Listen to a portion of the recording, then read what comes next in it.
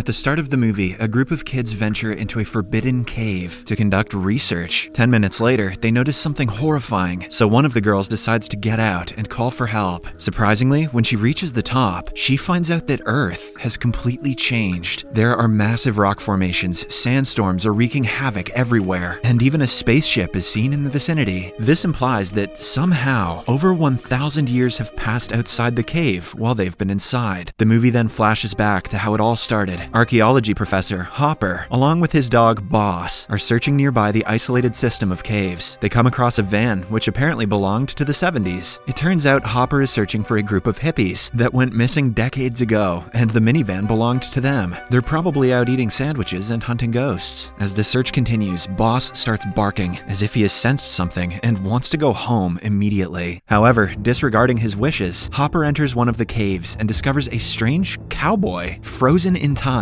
The man appears to be from a different era, which is evident from his clothing and gun. Taken aback, Hopper gets back in his car and drives back home. There, he is greeted by his two students, Taylor and Jackie, who are excited to start their new exploration trip. But to their dismay, Hopper tells them that the plan has changed, so he will be going alone now. Shortly after, he gathers all the necessary items and gets back to the cave. There, he discovers a strange layer that separates the atmosphere between the outside world and the cave. Although skeptical, Hopper enters the lair, and as soon as he does so, the frozen man starts moving. In the next scene, it has been 2 days since the students heard from their professor, so they decide to look for him. But since they don't own a vehicle, Taylor is forced to ask for help from a girl named Kara, who has a massive crush on him. Kara immediately agrees to bring her dad's Jeep, but only if she and her little sister Vives are also allowed to join in. To make matters worse, the archaeology students are compelled to take another kid, Furby, with them. Furby? As he and Vives are apparently shooting for their school project. After a while, the group arrives at the spot and discovers the abandoned minivan from before. On checking, they learn that the hippies the professor was looking for are none other than his parents. They ventured into the system of caves some decades back in search of the Fountain of Youth, but never returned. Then they discover a worn-out rope that leads them to a different part of the cave. Jackie follows the rope through a slender tunnel and finds out that it has been cut off. She also notices that the cave goes very deep, and it is possibly where the professor has been lost. Taylor asserts that the rope is too old to belong to Professor Hopper, but he nonetheless decides to get down and inspect the cave. The girls also decide to join him, while Furby is ordered to keep watch, as he is too scared of the dark. Come on, Furby, grow a pair. While climbing down the massive cave, Kara comes across the same strange barrier and informs Taylor that the temperature is different on either side of it. Despite this, they carry on with their descent until they finally reach the base of the cave. Following this, the movie cuts back to 2 days ago, when Professor Hopper has just entered the barrier. As he is slowly making his way through the cave, suddenly, he hears a scream from inside, followed by a terrifying howl. Alarmed, Hopper starts running back and reaches the entrance, where he notices the sunlight flickering in a strange manner. When he finally gets outside, it's already nighttime, despite him having been in the cave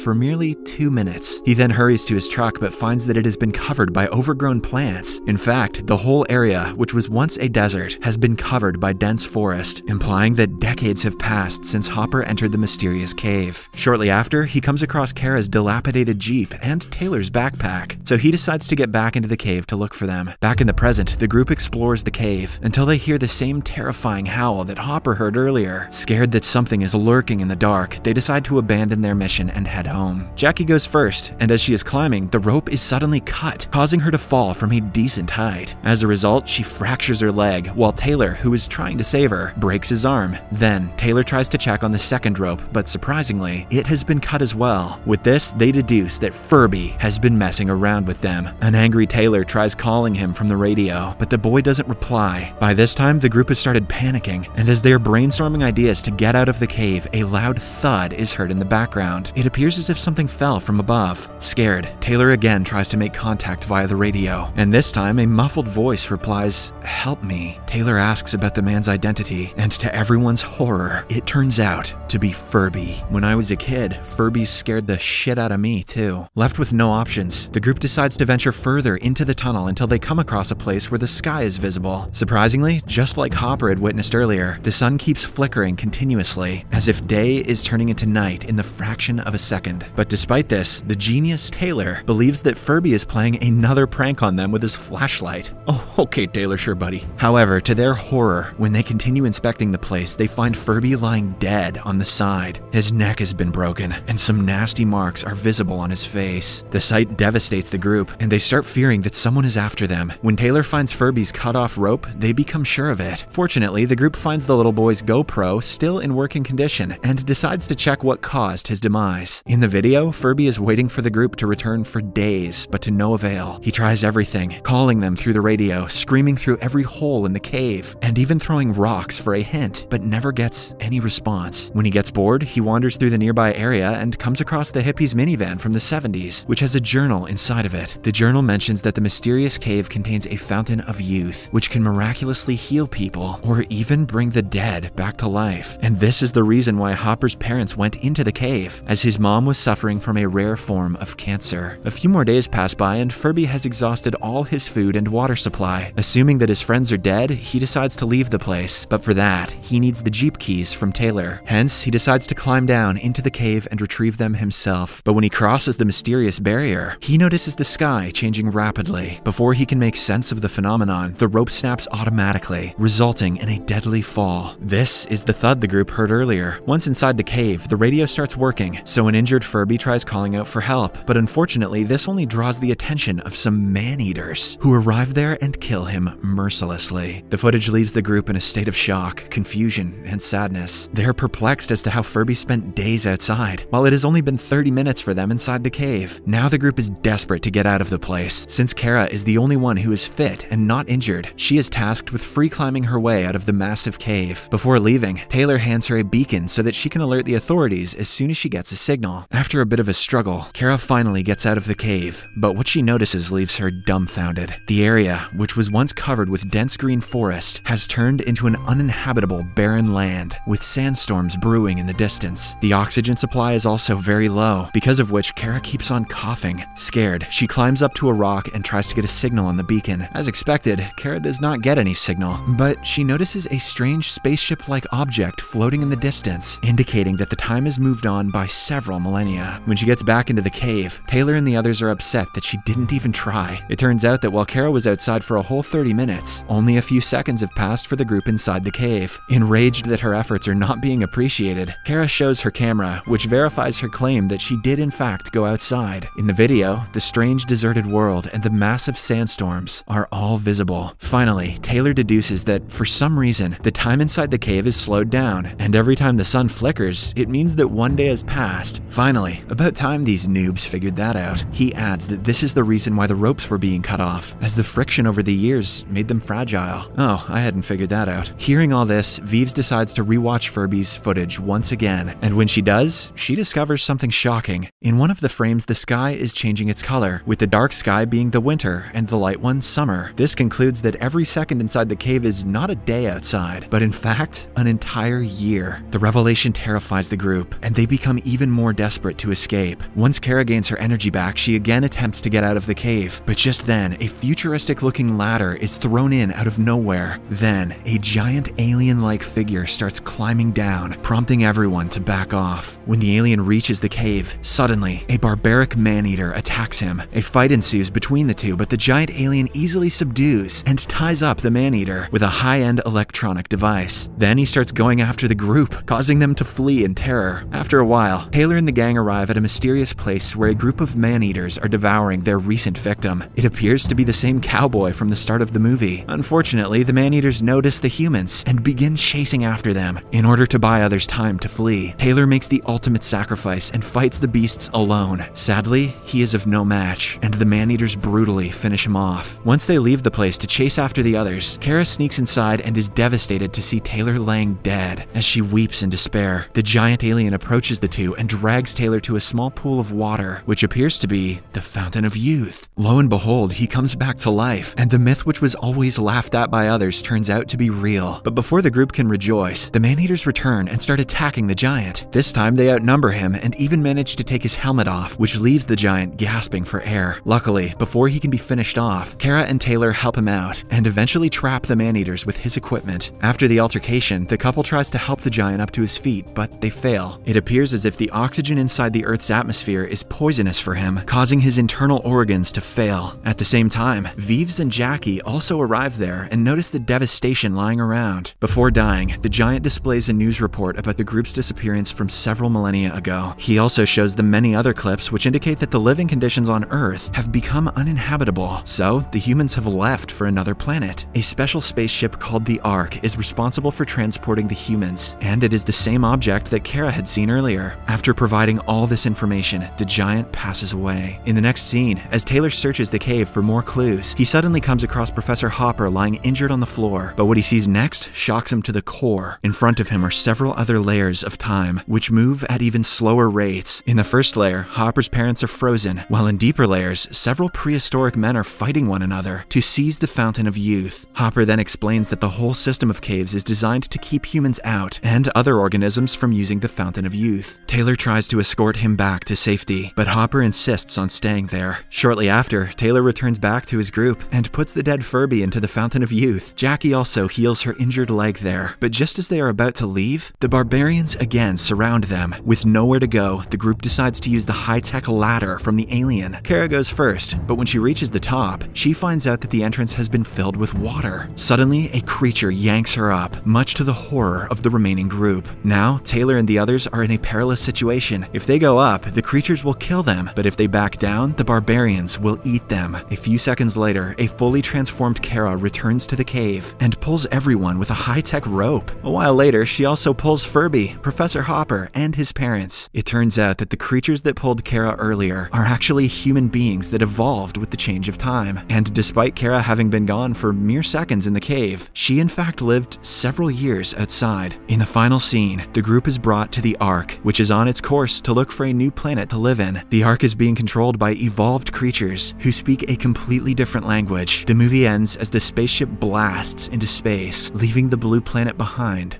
forever. Subscribe for more videos like this, turn on notifications, and leave a like to help the channel out. Thank you for watching.